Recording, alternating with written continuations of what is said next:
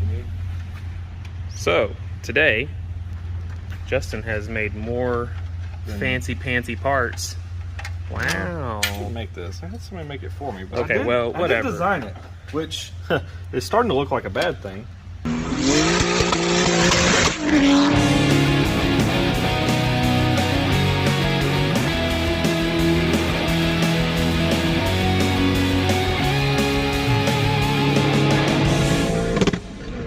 So we're gonna have to modify a little bit. I got a little bit too much material here, but that's okay, because basically what I'm seeing is this is gonna work. It lines up.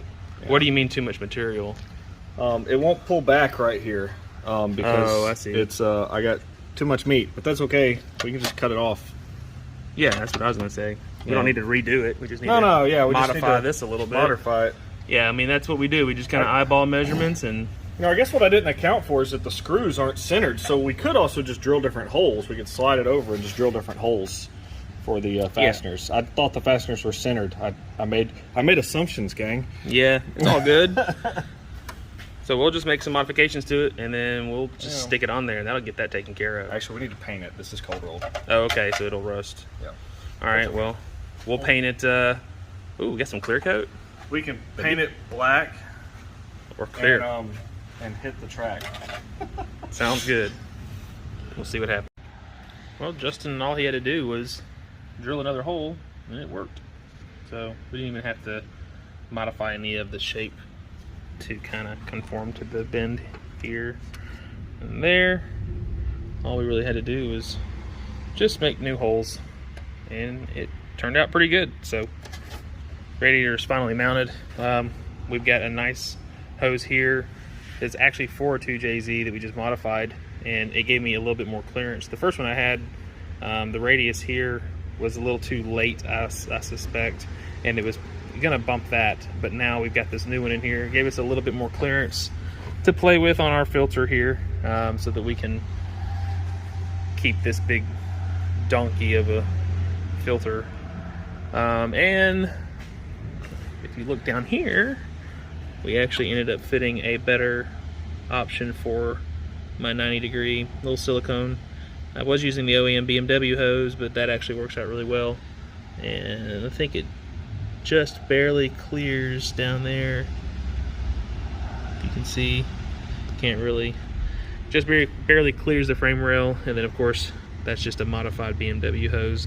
The Griffin is actually a little bit thicker than the pipe on the JZ, so we had to actually use this pipe from the BMW, which actually is a little bit bigger and then tapers down, so it's just perfect. Next up, we are working on the firewall modification so that we can get the plate back on. We did have to do some heater hoses, which that looks, oh no, it's not kinked, just kind of, it's a shadow. Looks kinked, but it's not. And finally, golly, this hose was a pain in the butt to get on the back of the head. So if we ever have to remove it, we'll have to take this whole cover off and move wiring harnesses around and whatnot. So now we're working on that little plate cover and routing some wires, and then in a couple of weeks we will probably start working on the downpipe. Got the 3 5/8 reducer, which is really an expander. It's going to expand up to 3.5 inch, and then we'll run 3.5 inch all the way down to a flex pipe, and then flex pipe will have a V-band on the other side of it. Well, it'll have some stainless on the other side, and then it'll have a V-band, and then we'll go 90 underneath to 3.5 inch oval all the way out the back.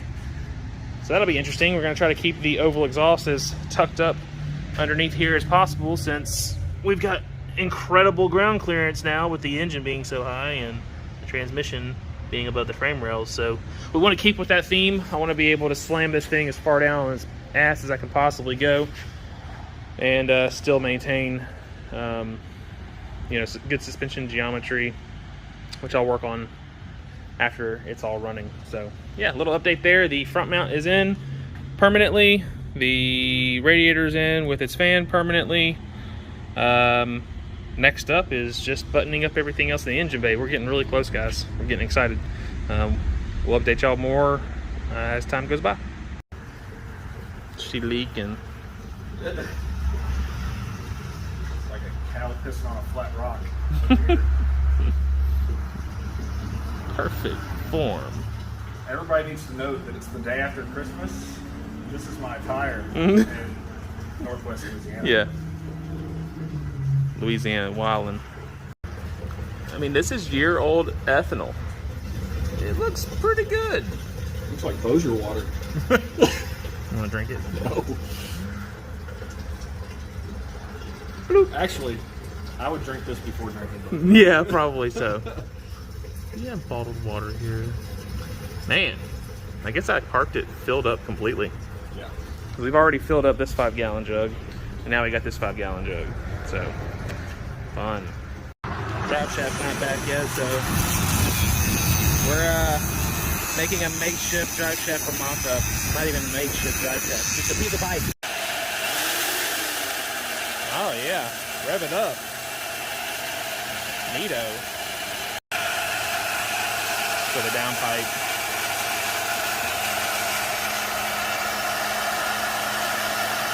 Our new toy.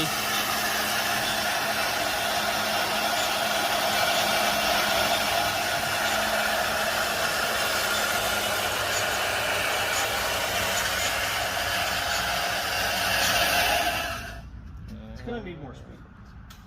I should have just went straight to the max with it.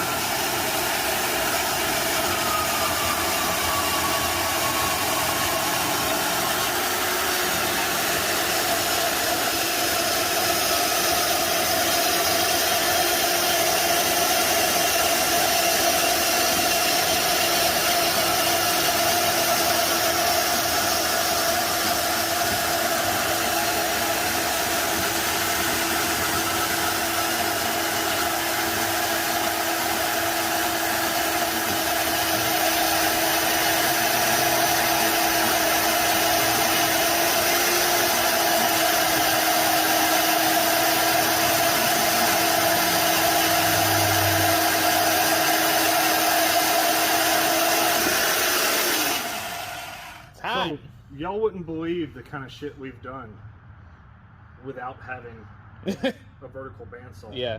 To make this cut. Yeah.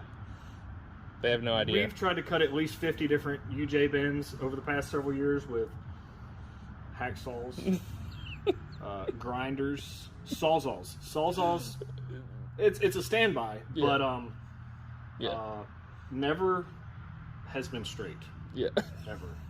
We always end up having to waste one side completely so that we can like draw a line, cut it anywhere on the other side of that line, and grind down to it. The only other way we can make this any better is if now we had a belt sander to like smooth this out. But I'm definitely about to go after this with like a hand grinder or a file or something because that might come next. No, it's coming next. Yeah. But I don't have to do anything. Very nice. Like, it's super minimal. And look, this isn't trash like everything else we cut weeks ago was. Look how uneven that shit was because we were using this same. No, you were using the cutoff wheel. Yeah. Anyway, we've used this same Zaxxal to try to drop it through something. Never fucking straight. Yeah. Never. Yep. I'm sure people can get it straight. Yeah. But not us. We run out of talent. Yeah.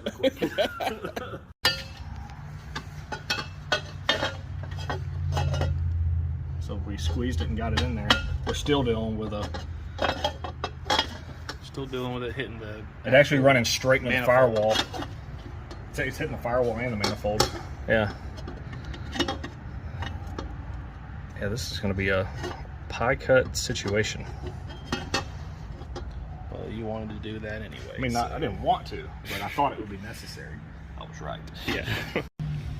Justin getting it in on these pie cuts. Yeah. That weld. Gonna look pretty nice. What's he doing over here? Ooh, that bitch is bright.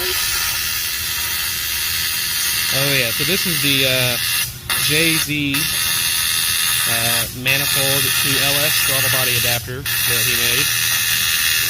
He basically cut out of a piece of aluminum an adapter that he drew up.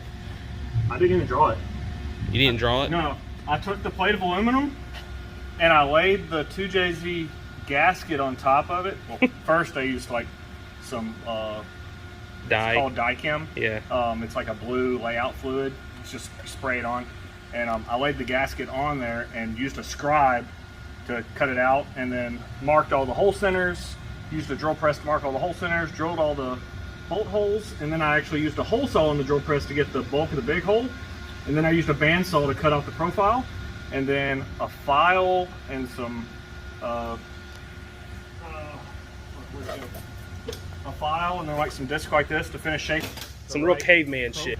So next time you see people like you gotta have all these CNC shit, they're wrong. Well, I mean, it's nice to have and it's all pretty, but yeah, it still gets the job done. Nobody made this part. And what am I gonna do? Go pay somebody $200 to fucking cut that shit out? Absolutely not. We bought a $20 part from ICT Billet. This is actually an adapter plate to put the 3-volt Gen 3 drive-by cable, LS1, whatever, onto a Gen 4 manifold. Well, fucking $20. You get a piece of tube, you weld all this shit up, and boom. And you go to town. Yeah, like it's not a big deal. This is not rocket science, guys. Yep. You heard it from the man himself. It's not rocket science. So he's going to finish up that adapter, and we're going to test fit the hoses and whatnot for the cold side after the intercooler, and hopefully that'll get done. In the meantime, we're going to try to finish up this downpipe. Downpipe's going to turn out looking really nice. It's 3.5 inch, and then of course it's going to go down to a 3.5 inch oval underneath the car so that we can maintain ground clearance.